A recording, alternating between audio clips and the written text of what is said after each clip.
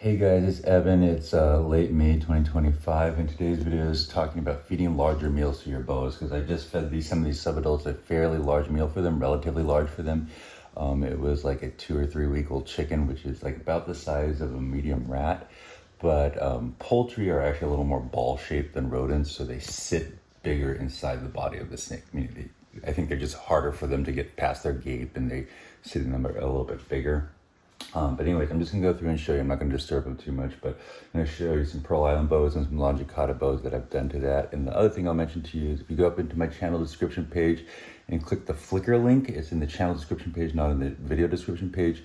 You're gonna see a Flickr link with a bunch of albums that have animals that I've produced and that are ready for homes. So you can go check that out. But here we go. I'm just gonna show you some animals and see how large they are. And then part of what I did in this, the one thing I'll show you is, look at this. I have isopods in here and they eat sheds, so I just leave them there. But so there's one sitting with a pretty big meal, Longicauda boa.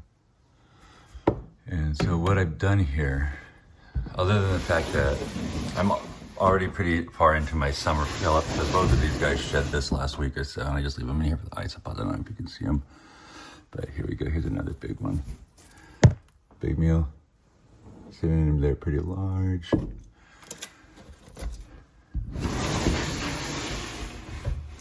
But I turned my room heat up a little bit. It's at 76 right now. I typically keep it at 70 to 72 in this room, but see how big they're sitting in these sinks. So they're all sitting on their 92-degree hot spots.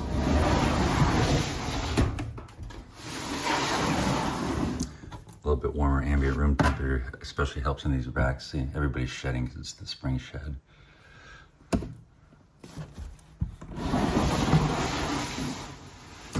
But in these racks, they have heat tape, which is adequate.